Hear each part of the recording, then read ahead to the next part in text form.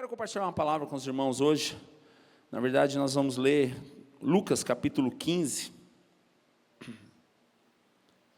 Se você trouxe a sua Bíblia, abra aí em Lucas capítulo 15. Quem achou, diga amém. Interessante esse texto, irmãos, que nós vamos falar sobre 3 parábolas, né? A parábola da ovelha perdida, a parábola da moeda perdida e a parábola do filho perdido, ou do filho pródigo, né? E é interessante nós vemos que o contexto dessa palavra é Jesus ensinando e contando essas parábolas após ser atacado pelos fariseus, após os fariseus criticarem a ação de Jesus por estar sentando com pecadores, estar diante de cobradores de impostos e tudo, e os fariseus na lei, daquilo que pode ou não pode, acima de tudo, eles estão criticando essa ação, querendo dizer que Jesus está errado. Então Jesus ele vai entrar aqui para contar 3 histórias, para mostrar o real sentido do Evangelho, porque nas 3 histórias, irmãos, nós vamos ver que o final da história é o seguinte: e há alegria no céu quando um pecador se converte. Há alegria no céu quando aquilo que estava perdido é encontrado. Há alegria no céu quando o filho volta para casa. Então nós aprendemos uma grande lição com tudo isso. E Jesus quer nos ensinar algo hoje, porque em algum momento aqui você vai se encaixar. Ou como alguém que se perdeu e precisa de ajuda para encontrar o caminho, como no caso de uma ovelha. Ou alguém que se perdeu dentro de casa, valores, princípios, coisas simples, coisas necessárias que a gente perdeu o valor, perdeu o temor. Ou nós um dia estávamos na comunhão, na presença, por uma frustração, uma chateação, a gente saiu de casa e chutou o balde. Então Jesus vai nos ensinar algumas lições aqui. Eu queria que você abrisse seu coração. Amém? Lucas capítulo 15, versículo 1, nós vamos ler até o 3, diz assim: cobradores de impostos, como Zaqueu, né, como Mateus, que eram cobradores de impostos, eram muito criticados pelos fariseus, e outros pecadores vinham ouvir Jesus ensinar. E os fariseus e mestres da lei os criticavam dizendo, Jesus dizendo, ele se reúne com pecadores e até come com eles. Que absurdo isso! Então Jesus lhe contou esta parábola, até aí. Então nós vemos aqui que Jesus vai começar a contar a parábola, essa história, parábola, pequenas histórias, né, explicadas, no sentido de mostrar o propósito porque tudo aquilo que ele estava fazendo.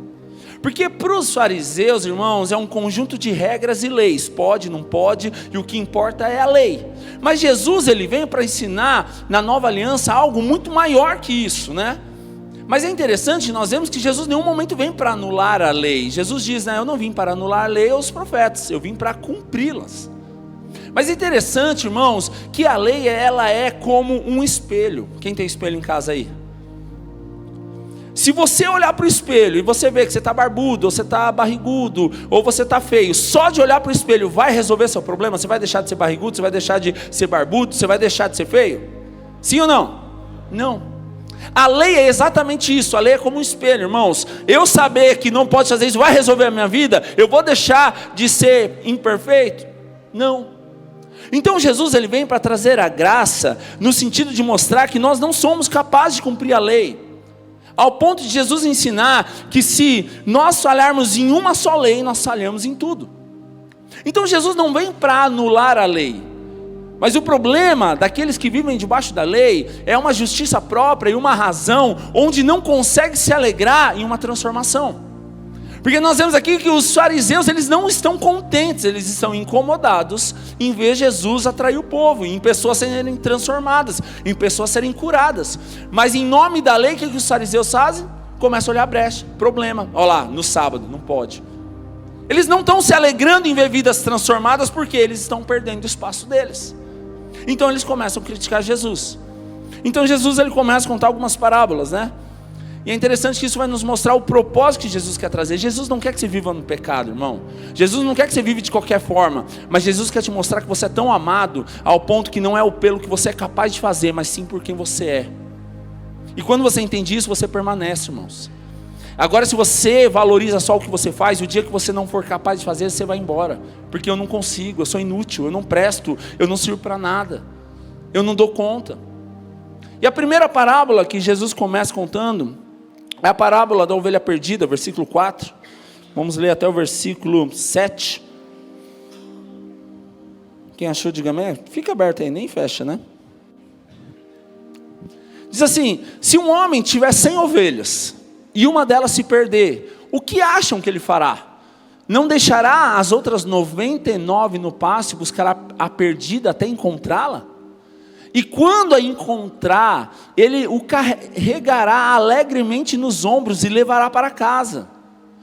Quando chegar, reunirá os amigos e vizinhos e dirá: alegrem-se comigo, pois encontrei minha ovelha perdida. E da mesma forma, há mais alegria no céu por causa do pecador perdido que se arrepende, do que por 99 justos que não precisam se arrepender. Isso é a primeira resposta de Jesus para os fariseus, porque ele está dizendo assim: que mérito tem 99 perfeitas que estão no caminho, que não erram, que são exemplares? Porque é isso que a lei quer valorizar. A lei quer mostrar o mérito, o quanto que você é capaz, o quanto você consegue. Mas Jesus está trazendo valor para aquele que se perdeu. E é interessante que nós vemos aqui, nós estamos falando de ovelhas. Uma ovelha, ela é totalmente dependente de um pastor. E a Bíblia diz que o bom pastor dá a vida pelas ovelhas. Jesus é o bom pastor. E é interessante estar dizendo que a ovelha perdida, ela precisa do bom pastor para encontrá-lo. É diferente, nós vamos chegar lá no filho pródigo, que ele sabe onde é a casa dele, ele sabe o lugar dele, ele sabe o caminho dele. Mas a ovelha, ela se perdeu, ela não sabe voltar para casa. É por isso que o pastor, ele deixa as 99 guardadas, não vai negligenciar. Mas ele deixa as 99 para buscar aquela que se perdeu, porque aquela que se perdeu precisa de ajuda. E é interessante que Jesus está ensinando isso, e ele está declarando que quando encontra, ele carrega no ombro. Quando ele encontra, ele não vai para apontar: você é uma irresponsável, você precisa ter mais organização. Não, ele encontra, ele pega nos braços, ele pega e coloca nos ombros, e leva para casa, e leva de volta para sua casa. E é interessante, nós vemos nesse texto, que ele diz quando ele chega, a alegria, ele reúne os amigos, os vizinhos. Irmão, se a igreja não tiver um coração desse, nós estamos falhando, estamos sendo como os fariseus. Porque muitas vezes na nossa justiça própria a gente quer apontar o dedo e mensurar: mas aquele é um pecador, aquele não merece respeito, aquele não merece uma segunda chance. E diante disso Jesus está mostrando por quê? Porque qual que é o papel dos fariseus, dos mestres da lei aqui? Eu sou razão, eu sou correto, eu sou perfeito, eu sigo a lei, então ele é um miserável, um pecador. Então Jesus começa contando essa parábola. E atrás disso, irmãos, esse texto nos ensina uma grande riqueza: o quanto que nós somos amados por Deus. Talvez você entrou aqui hoje e acha que você está esquecido. Na verdade você acha que você é só mais um na igreja. Mas é interessante que o Senhor mostra o valor pela igreja, por cada um de nós, que quando tem uma perdida, Ele para tudo para ir atrás daquela perdida e trazer de volta para o corpo. Isso nos mostra quanto que nós somos amados, irmãos. Isso mostra quanto que o Senhor olha para cada um de nós individualmente. O Senhor nos conhece pelo nome. O Senhor nos escolheu antes mesmo de nós nascermos.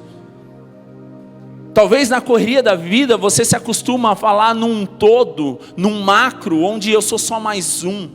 Mas para o Senhor, cada um aqui tem um nome.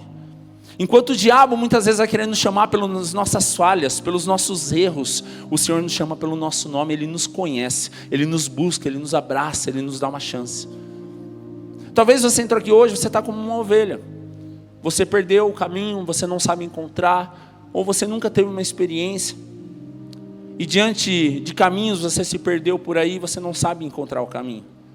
O Senhor é um bom pastor, que Ele te pega pela mão, como Ele pegou Pedro e trouxe de volta para o barco. Porque muitas vezes a gente sai para um projeto, sai para uma visão e de repente se frustra e desiste. Pedro, ele tinha um propósito: andar sobre as águas.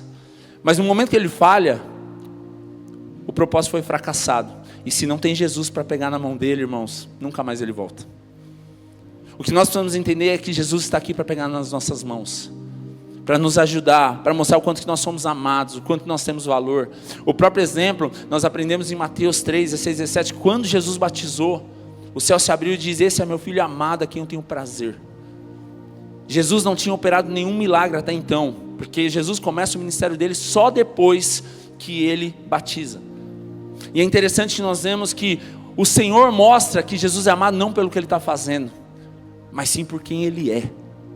Esse é um princípio que nós temos como igreja. Os irmãos que fizeram o Bem-vindo à Família comigo sabem disso. Nós não somos importantes pelo que nós fazemos, nós somos importantes pelo que nós somos. Nós somos filhos, nós somos amados. O problema é que quando você começa a valorizar mais o que você tem para apresentar do que o que você é, isso se torna um fardo e se torna algo que vai te custar caro. Você fica refém disso. Então Jesus está mostrando que não é o quanto que eu sou bom, não é o quanto que eu cumpro, não é o quanto que eu sou perfeito, porque os fariseus estavam valorizando isso. Mas Jesus valoriza a ovelha perdida. E o quanto que nós, como igreja, estamos valorizando aquele que se perdeu ou trazendo para perto. Não estou dizendo passar a mão em pecado não, irmãos. Mas estou dizendo chorar, amar, ir atrás. Mas ovelha perdida é aquela que não é filho. É aquela que se perdeu e não sabe o caminho. Daqui a pouco nós chegamos no filho. O segundo exemplo que Jesus conta aqui é sobre a moeda perdida. Versículo 8 ao versículo 10. Quem achou, diga amém aí. Diz assim: ou suponhamos que uma mulher tenha 10 moedas de prata e perca uma. Acaso não acenderá uma lâmpada, varrerá a casa inteira e procurará com cuidado até encontrá-la? E quando a encontrar, reunirá as amigas e vizinhas e dirá: alegrem-se comigo, pois encontrei a minha moeda perdida. E da mesma forma, a alegria na presença dos anjos de Deus, quando um único pecador se arrepende. Irmãos, esse texto, ele muda agora o exemplo, mas o final é a mesma coisa. A alegria no céu, a alegria com os anjos, quando um pecador se arrepende. O Senhor ele está mostrando para nós a importância de nós estarmos no caminho dele, voltarmos ao caminho, voltarmos à essência. E é interessante esse texto que ele diz que uma mulher tem 10 moedas. Semelhantemente ao pastor que tem 100 ovelhas, perdeu uma. Tem 99 perfeita, perdeu uma. Ele para tudo e vai buscar. Aqui ele diz, a mulher tem 10 moedas. Ela não vai deixar aquela que se perdeu, ela vai procurar. E aqui entra um ponto importante. Nós estamos falando de estar em casa. Aqui nós estamos na nossa casa. Amém? Amém, irmãos? Chacoalha o seu irmão e fala amém? Então acorda, vamos lá. Então o que precisa ser feito para você encontrar a moeda que perdeu? Primeiro, repita comigo, acender a luz. Quase derrubei tudo aqui. Segundo, varrer a casa. Terceiro, procurar com cuidado. Ixi, até chegar no quarto ninguém mais fala nada. Vamos começar de novo, vai. Primeiro, acender a luz. Segundo, varrer a casa. Terceiro, procurar com cuidado. E quarto, até encontrá-lo. Ou seja, perseverança. Ok, esse texto qual que é? O versículo 8. Coloca o versículo 8 aí. Ele está ensinando 4 formas necessárias de nós encontrarmos aquilo que se perdeu. Ele diz o quê? Se eu perdi uma moeda, como que eu vou encontrar essa moeda em casa? Primeiro, eu preciso acender a luz, acender a lâmpada. Segundo, eu preciso varrer a casa. Terceiro, procurar com cuidado, atenção. E quarto, até encontrá-lo, ou seja, perseverança, não desistir, não parar no meio do caminho. Aí entra um ponto importante, irmãos. Quantas vezes nós fazemos parte da casa, mas nós perdemos o valor, perdemos o princípio, perdemos o temor e deixamos de viver com alegria. Muitas vezes nós não saímos da casa, como essa mulher não saiu da casa, mas dentro da casa ela perdeu aquilo que tinha mais valor. Talvez a gente perdeu aquilo que tem valor, sabe por quê, irmãos? Porque a gente está vivendo numa escuridão. É por isso que precisa acender a luz, para que você possa encontrar aquilo que se perdeu. Talvez a gente perdeu aquilo que tem valor, porque a nossa vida está uma bagunça, está suja, está cheia de sujeira. É por isso que a gente precisa varrer a nossa casa, para que a gente possa tirar toda a imperfeição, toda a impureza, para que a gente possa limpar a nossa casa, para encontrar aquilo que foi perdido. Talvez a gente perdeu aquilo que tem valor, irmãos, porque a gente parou de procurar com cuidado. A gente perdeu o temor. A gente perdeu a sensibilidade. A gente perdeu o anseio de buscar a Jesus. E sabe por que muitas vezes a gente cai no pecado, a gente desiste de Deus, a gente vai embora? Não é porque a gente se perdeu lá fora, é porque a gente se perdeu dentro de casa. É porque a gente deixou de amar Deus dentro de casa. A gente parou de valorizar as coisas importantes dentro de casa. E Jesus está contando essa parábola, da mesma forma ele está terminando dizendo que há uma grande alegria no céu quando o pecador se converte, porque não é sobre moeda, é sobre vida. E ele está querendo ensinar que da mesma forma que uma ovelha, que ela depende do bom pastor que é Jesus, não do pastor da igreja, mas do bom pastor que é Jesus, a seguir o caminho, porque se ela não estiver do lado de Jesus, ela vai se perder. Está mostrando também sobre a gente manter os valores e princípios dentro da nossa casa. E dentro da nossa casa, a igreja. Dentro da nossa casa, o nosso lar. Porque, irmãos, muitas vezes a gente começa a perder o interesse de estar nos pequenos grupos, no GC. Começa a perder o interesse de estar nos cultos. Eu começo a ir uma vez por mês, depois a cada 2 meses. Eu não vivo religião. A gente tem muitas defesas. Não, eu não sou religioso. Eu não sigo a lei. Mas tudo isso são defesas de uma frustração, defesas de uma chateação, onde a gente começa a se isolar por causa de uma ferida, por causa de estar frio, por causa de estar indiferente. E esse texto, Jesus está nos ensinando aqui, nos mostrando a questão de nós encontrarmos aquilo que está sendo perdido. Talvez você entrou aqui hoje e você não tem mais aquele temor que você tinha por Deus, de não brincar com as coisas que são erradas, de não deixar de orar e ler. E muitas vezes a gente vai perdendo isso dentro de casa, irmãos. Ninguém cai da noite para o dia, falou, nossa, de repente ele tropeçou lá fora e caiu. Não. Muitas vezes o nosso pecado, o nosso esfriamento, né, a frieza, ela começa aqui dentro. Quando a gente começa a ficar indiferente, quando de vez a gente receber, abrir o coração e adorar, a gente começa a falar, nossa, aquela corda, está faltando uma corda naquele baixo, não está não? Não tem nada a ver com o contexto da adoração, mas, nossa, aquela luz, eu não lembro de estar semana passada lá. Sabe o que é indiferença, irmãos? Quando a gente começa a reparar em tudo, menos na presença e na glória de Deus. E esse é um problema, porque muitas vezes a gente começa a se tornar crítico e começa a perder o valor daquilo que tem realmente valor. Essa parábola, Jesus está contando de uma mulher que tinha 10 moedas, mas ela perde uma. E qual é a razão de perder?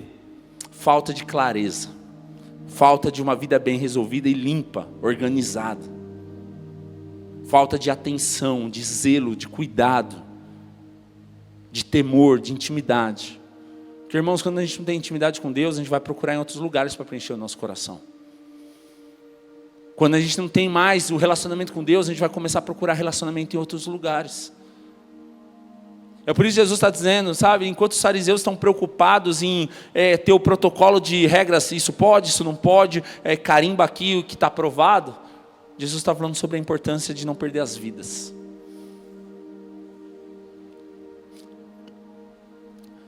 E esse texto ele termina também dizendo, né, que quando encontra a festa nos céus. Sabe, pela noite nós vamos ter o batismo, irmãos, e há uma grande festa quando um pecador se arrepende. Há uma grande festa quando alguém reconhece que estava perdido e é encontrado por Jesus. Há uma grande festa quando alguém conhecia, mas por alguma razão perdeu valores, princípios e se perdeu dentro de casa. Ele volta, ele encontra, traz luz, traz vida, traz limpeza, traz organização, ele volta a acreditar. E a última parábola que Jesus conta aqui em Lucas 15, a partir do versículo 11.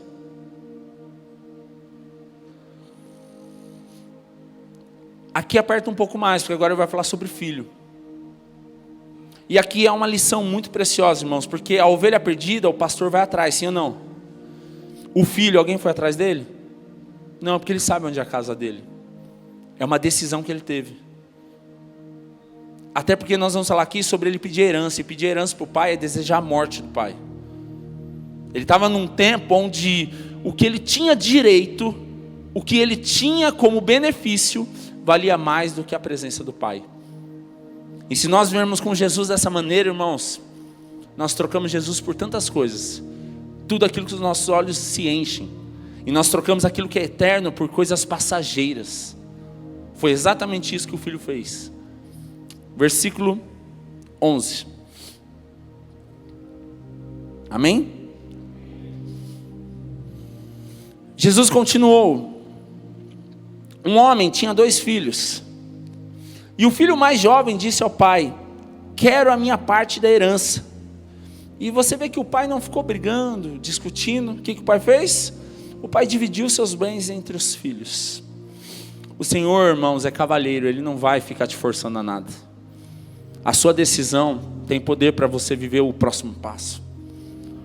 E aqui ele diz, alguns dias depois, o filho mais jovem arrumou suas coisas e se mudou para uma terra distante, onde desperdiçou tudo o que tinha por viver de uma forma desregrada. E quando seu dinheiro acabou, uma grande fome se espalhou pela terra e ele começou a passar necessidade. Convenceu um fazendeiro da região a empregá-lo, e esse homem o mandou aos seus campos para cuidar dos porcos. Detalhe importante, os porcos naquele tempo, até hoje para os judeus, é sinal de impureza. Um judeu, ele não tem contato e não come carne de porco. Então nós vemos o nível de alguém que conhece a Deus, o ponto que ele chega, ao ponto de ele se perder e entrar em coisas impuras. Estou falando de um princípio judaico, tá? Nós não vivemos dessa maneira, até porque nós não somos judeus, tá? Não vai sair daqui e falar, o pastor falou que não pode comer carne de porco. Não falei isso. Estou falando sobre a natureza judaica, tá? A cultura judaica. Estou explicando a história. E aqui é interessante que ele diz o quê? Embora quisesse saciar a fome com as vagens dadas aos porcos, ninguém lhe dava coisa alguma. E quando finalmente caiu em si, ele disse, até os empregados do meu pai têm comida de sobra, e eu estou aqui morrendo de fome. Vou retornar à casa do meu pai e dizer, pai, pequei contra o céu e contra o Senhor. Eu não sou mais digno de ser chamado seu filho. Por favor, trate-me como seu empregado. Olha a justiça própria aí, né? O fazer. Eu tenho que fazer alguma coisa para ser merecido. Para merecer. Eu tenho que fazer alguma coisa para ser reconhecido. Eu preciso fazer alguma coisa para ter o direito. O filho volta com esse coração. Ele não volta com um coração de filho. Ele volta com um coração de empregado. De fazer. De mostrar resultado. E a gente já vai entender o porquê que ele está com esse coração. Porque ele vê isso no primogênito. O primogênito é aquele que tinha mais valor naquela época, né? O primeiro e tal. E nós vemos exatamente esse coração de justiça própria, de fazer, de serviço do primeiro. E ele diz assim, então voltou para casa, né? E quando ainda estava longe, o pai o viu e cheio de compaixão correu para o filho, o abraçou e o beijou. E o filho disse, pai, pequei contra o céu e contra o Senhor. Eu não sou mais digno de ser chamado seu filho. E o pai, no entanto, disse aos servos, olha, o pai nem discutiu. Ele disse, depressa, tragam a melhor roupa da casa e vistam nele. Coloquem-lhe um anel no dedo e sandálias nos pés. Matem o novilho gordo, faremos um banquete e celebraremos. Pois este meu filho estava morto, estava perdido e voltou à vida. Estava perdido e foi achado. E começaram a festejar. Enquanto isso, olha o paralelo a isso, né? Enquanto isso, o filho mais velho trabalhava no campo. O que ele estava fazendo? Trabalhando. Porque eu preciso mostrar resultado. Na volta para casa, ouviu música e dança. E perguntou a um dos servos, o que está acontecendo, né? E o servo respondeu, seu irmão voltou. E o seu pai matou o novilho gordo, pois ele voltou são e salvo. O irmão mais velho se irou e não quis entrar. Justiça própria e birra. Menino grande, adulto, birrento, fez bico, porque o irmão foi valorizado. E o pai saiu e insistiu com o filho. Olha que interessante, o pai não insistiu com o outro filho para não ir embora, mas ele insiste com esse para ele entrar na festa. E aqui ele diz assim, mas ele respondeu, todos estes anos tenho trabalhado como escravo para o Senhor e nunca me recusei a obedecer suas ordens. Justiça própria, eu sou bom, eu mereço, tenho que ser reconhecido, tem que me dar valor. E o Senhor nunca me deu nem mesmo um cabrito para festejar com os meus amigos. Tadinho, né? Estava passando fome, não tinha nada. Ironia. Mas quando esse seu filho volta, esse seu filho já não é nem irmão, né? Já vê, quem tem irmão aí sabe, né? Quando fica bravo, birrendo. Esse seu filho, essa sua mulher, esse seu marido, sabe? Isso aqui é coisa de criança. Quando você deixa de reconhecer quem você é, não é esse seu filho, é meu irmão. E aqui ele diz assim, quando esse seu filho, depois de desperdiçar o seu dinheiro com prostitutas, o Senhor comemora matando um novilho, o pai lhe respondeu, meu filho, você está sempre comigo, e tudo que eu tenho é seu. mas tínhamos de comemorar este dia feliz, pois o seu irmão estava morto e voltou à vida. Está repetindo a mesma coisa. Estava perdido e foi achado. Ou seja, está falando mais uma vez, como as duas outras parábolas, é um momento de alegria, porque alguém foi reconstituído, restaurado, transformado. Mas esse texto, irmãos, ele nos ensina muitas coisas. Ele nos ensina que a vida com Deus não é um conjunto de regras, porque o conjunto de regras faz a gente viver uma justiça própria. Eu mereço porque eu nunca saí da igreja, eu mereço porque eu estou aqui tantos anos, eu mereço porque eu cheguei mais cedo. E o Senhor está mostrando para os fariseus, Jesus está mostrando para os fariseus que não é um conjunto de regras onde eu posso, eu não posso, eu faço e não faço. Como eu disse, esse texto ele é muito poderoso e rico porque ele traz um monte de situações aqui. A primeira, o filho está querendo matar o pai. Porque pedir a herança é querer que o pai morre. Porque quem recebe herança? Quem já recebeu herança aqui de alguma coisa? Então depois paga o almoço para nós, beleza? Brincadeiras à parte, quem recebe herança, recebeu herança porque alguém morreu. Então quando eu chego para o meu pai e falo, pai, eu quero o que eu tenho direito, eu quero a minha parte, eu quero a minha herança. Eu perdi o relacionamento, porque eu não estou valorizando quem é meu pai, estou valorizando o que ele tem para me dar. Isso já é algo se perder, porque quando a gente valoriza Deus pelo que Ele tem para nos dar, o dia que o Senhor nos der o que a gente tanto orou, a gente vai embora. Será que nós estamos aqui hoje porque pelo que Deus é, ou por aquilo que Ele pode nos dar? Então o primeiro ponto é esse. Irmãos, a segunda coisa que nós vemos aqui é que Ele desperdiçou tudo. Ele perdeu tudo, ele atrasou a vida, porque ele era um filho amado, ele tinha proposta, ele abriu mão de tudo que ele tinha, para viver no mundo. E a Bíblia diz de repente que ele caiu em si. Ele se arrependeu? Não, primeiramente não, porque cair em si é o quê? Cair na real. Opa, peraí, olha o que eu fiz, perdi tudo. Porque quando diz cair em si, ele não está dizendo, nossa, estou arrependido, o que eu fui fazer? Tipo, pequei contra ti, contra os céus, contra ti. Isso ele fala depois. No primeiro momento ele cai em si, por quê? Não é porque ele pecou contra o pai, é porque os empregados têm o que comer e ele não tem. Isso não é arrependimento, isso é cair em si dizendo, opa, peraí, eu fui burro demais, né? O meu pai tem tudo lá, os empregados estão vivendo melhor do que eu e eu estou aqui passando fome. Caiu em si. Irmãos, e eu não julgo isso, porque o primeiro momento para a gente reconhecer que a gente errou é cair em si. Nossa, o que eu fui fazer, meu? Mas só cair em si não muda de vida, sabe por quê? Porque se ele só cai em si, ele volta para casa. Depois que ele conquista tudo, ele pega de novo, vai embora de novo. Então só cair em si não muda a vida. Nós precisamos de arrependimento. É por isso que depois ele chega e fala, pai, pequei contra o céu e contra ti. Me perdoa, me receba de volta. Isso é um sinal de humilhação, de se prostrar diante e falar, eu errei. Mas é interessante, irmãos, que nós vemos que há um momento que ele não quer chegar de mãos vazias. Eu não posso chegar, tipo, perdi tudo e eu sou muito folgado. O que ele faz? Mas eu vim aqui com uma solução. Não quero vir de graça não, eu quero vir para trabalhar. Eu quero merecer o que eu vou fazer, irmãos. Isso não é coração de filho.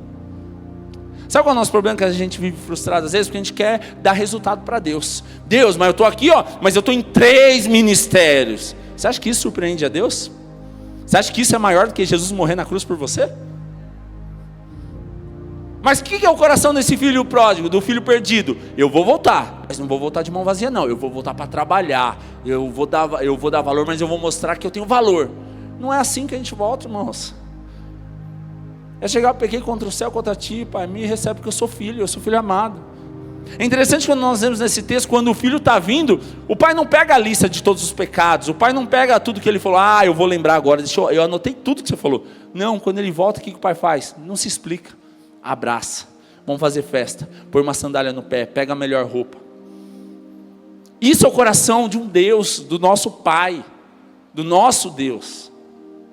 Quando a gente volta, sabe por que muita gente tem dificuldade de voltar para casa, voltar para a igreja? Porque está cheio de acusação, de justiça própria, vergonha. O que vão falar de mim? Eu preciso provar, eu preciso mostrar que eu mudei. Mas a primeiro momento, irmãos, para a gente ser restaurado, a gente precisa voltar para os braços do Pai, independente de qualquer coisa. E diante disso, o Senhor está nos ensinando a não viver com uma justiça própria. Primeiramente, nós estamos vendo aqui o filho mais novo com essa justiça própria de eu mereço, eu fiz, eu tenho reconhecimento, eu tenho que trabalhar, eu quero resultado, eu não quero nada de graça, eu quero trabalhar e eu quero receber o que eu tenho direito. Irmãos, isso não é coração de filho. O pai abraça, o pai ama, o pai não questiona a festa. Mas aqui a gente aprende um princípio que quem tem irmão sabe, o irmão mais velho é exemplo, sim ou não? E esse filho, ele está fazendo o que ele aprendeu com o irmão dele. Porque nós vemos aqui que ele diz o quê? Toda a justiça própria, eu trabalhei, eu faço, eu vou trabalhar para o meu pai. Quando ele volta para casa, começa a festa. O filho mais velho, o primogênito, está fazendo o quê? Está no campo? Trabalhando. E de repente ele está voltando, trabalho, mereço, sou trabalhador. Houve festa. Opa, ficou chateado. Sabe, irmãos, será que às vezes a gente não está dentro da casa do nosso pai, a gente está vivendo cheio de justiça própria, de comparação? Para mim nunca fez, para ele faz. Eu estou trabalhando, ele não trabalha. Isso é um sinônimo de comparação, é sinônimo de imaturidade. Nós vemos que o filho mais novo está fazendo, ele está replicando o que ele aprendeu com o filho mais velho, com o irmão dele, sobre a justiça própria, sobre merecimento, sobre trabalhar. E talvez, irmãos, não justifica, mas um dos motivos de ele sair de casa é a frustração daquilo que ele aprende com o irmão. E quando nós vemos o irmão aqui, há um cenário que explica tudo. Porque quando ele diz, eu estou aqui, eu trabalho, eu sou esforçado, e o Senhor nunca matou nenhum cabritinho para mim, isso mostra um sentido de inferioridade, né? Um complexo de inferioridade, de comparação. E muitas vezes a gente não está bem resolvido com Deus, irmãos, porque a gente não consegue olhar para o Pai como único, suficiente da nossa vida. A gente precisa de confirmações, a gente precisa de comprovações, a gente precisa de elogios. E aqui entra um ponto onde o pai fala, filho, você está aqui todo dia, tudo que eu tenho é seu, todo dia você almoça com a gente, tudo que é meu é seu, você não precisa me pedir nada. Isso nos ensina uma lição também, irmãos. Será que nós não estamos na casa do nosso pai e nós sentimos como um estranho? Porque quem está na casa do pai abre geladeira, quem está na casa do pai, né, tira o tênis, põe o pé no sofá, porque é a minha casa. Será que nós entramos aqui hoje, a cada dia, e nós vivemos como um estranho? Porque a igreja, irmão, tem que trazer um pertencimento. O que é pertencimento? Eu não venho aqui só porque eu acho a igreja legal. Até porque se você vem aqui porque a igreja é legal, tem um monte de igreja melhor, depois eu te indico. Tem um monte de igreja mais legal. Você tem que vir aqui porque você se sente pertencente. Porque se você vir só porque você achou legal o tamanho da projeção, ou porque a banda é legal, tem um monte de igreja quando você visitar, vai ser melhor. Nós não estamos aqui porque nós somos melhores, nós precisamos estar aqui porque eu faço parte da família, e quando eu sou pertencente, isso me satisfaz. Porque o meu pai me satisfaz, a minha família me satisfaz, eu me sinto amado. Mas você viu, irmãos, quantas vezes nós estamos vivendo dessa maneira, ao ponto de enquanto há uma grande festa, o outro está triste, está chateado. Era para estar se alegrando, o irmão dele voltou. Sabe, por alguma razão, irmãos, nós vemos que o irmão mais velho não valoriza. Por quê? Porque é a justiça própria. Por causa da razão, sentido, eu mereço muito mais, ele não merece, ele está tendo o que é meu. E isso é um grande problema, irmãos. Quantas vezes nós estamos vivendo dessa maneira? Sabe, a justiça própria, de querer inferiorizar os outros e achar que a gente é melhor. Exatamente. Por que Jesus está contando isso? Para a gente voltar. Porque ele está explicando para os fariseus. O que os fariseus estão fazendo? Exatamente isso. Em outras palavras, sabe o que os fariseus estão fazendo? Jesus, você está errado. Você está recebendo pecador. Você está recebendo um cobrador de impostos. Eles são impuros. Nós somos os mestres da lei. E ninguém quer sentar com a gente. Eles querem sentar com você porque você está comendo com os pecadores. Eles estão sentando com você porque você é oba-oba. Você é a igreja da porta larga. Quem já ouviu isso? Jesus naquela época era a igreja da porta larga. Porque os fariseus, os mestres da lei, eram aqueles que não pode, vai ficar 35 anos de banco. E assim por diante. Irmãos, a graça ela não vem para anular o pecado ou anular o esforço. Ela vem para anular o mérito. É pela graça que nós somos salvos, mas a graça nos transforma. A graça transforma a nossa vida e muda. O que Jesus disse para aquela adúltera, para aquela pecadora? Alguém te condenou? Não. Eu também não, então vá e não peques mais. A graça não condena, mas a graça não passa a mão em pecado. Diante dos mestres da lei, os fariseus, eles chegam com aquela mulher e dizem: essa mulher adulterou, o que a gente tem que fazer? A lei diz que tem que apedrejar e matar. Jesus diz: tá bom, então atira a primeira pedra aquele que nunca pecou. Então todos ficam tristes, quietos, e cada um vai saindo de fininho, fala o que quer, ouve o que não quer, né? E ouviu, então saíram quietinho, e Jesus fala: eles não te condenam? Ela falou: não. Ele falou: eu também não, vá e não peques mais. O que isso nos ensina, irmãos? Nós não estamos aqui para apontar dedo e condenar ninguém. Nós não somos, nem temos condição disso. Nós estamos aqui para amar, ser igreja e trazer de volta aqueles que se perderam. Diante disso, irmãos, talvez você entrou aqui hoje, você está cansado, talvez você está vivendo só uma religião, talvez você está vivendo só um tempo onde você não tem mais prazer, não tem mais alegria, ou virou uma rotina: eu vou para a igreja porque tem que ir, é melhor ir, não é para ninguém falar nada, é melhor para eu me sentir bem, para a semana eu fazer tudo errado, e depois eu vou lá, me recarrego de novo, e depois eu faço tudo errado de novo. Não, não é para isso que você vem na igreja, irmão. Você vem na igreja porque aqui é um momento de relacionamento da comunhão dos santos, onde a família se reúne, como quando você marca um almoço com a família, se reúne a família. Para quê? Para que possa fortalecer, para que você possa saber que você não está sozinho. E Jesus está mostrando isso para os fariseus em 3 formas, mostrando através da ovelha perdida, através da moeda perdida e através do filho perdido, o filho pródigo. E talvez nós entramos aqui hoje em 4 cenários, né? Talvez nós entramos aqui hoje como um fariseu, aquele que está apontando tudo, sabe, acha o erro em tudo, e se torna crítico demais. E o crítico demais não desfruta da presença de Deus. O crítico demais, enquanto está tendo uma comunhão, a presença de Deus, ele está lá olhando os problemas. Fariseus. Ou talvez nós entramos aqui como uma ovelha perdida. A gente se distraiu, o bom pastor continuou e a gente se perdeu e a gente não sabe voltar. Tem gente assim, tem gente que na inocência se perdeu. Tem gente que na inocência precisa que vá atrás porque ele não vai saber voltar. Mas talvez você entrou aqui hoje como uma moeda perdida. Alguém que perdeu a moeda, aliás. Que dentro de casa você perdeu valores que não deveriam perder. Valores que são inegociáveis. Valores que não poderiam abrir mão. E hoje é tempo de você voltar para os caminhos, voltar para o propósito, sabe? Talvez você perdeu o temor. Sabe por que a gente peca, irmãos? Porque a gente perde o temor. E quando a gente perde o temor, tudo começa a se tornar normal. Sabe o que é iniquidade? Um pecado enraizado. Iniquidade nada mais é o pecado que se tornou algo comum e algo normal na minha vida. 1 João diz que aquele que nasceu de novo não vive mais na prática do pecado. Ele não diz que você nunca mais vai pecar. Nós somos pecadores e a Bíblia diz que aquele que diz que não tem pecado é mentiroso, pecou. Então, irmãos, a grande questão não é ser alguém perfeito, com a lei estampada, eu cumpro todas as leis. Não, nós não temos condição nenhuma de cumprir todas as leis.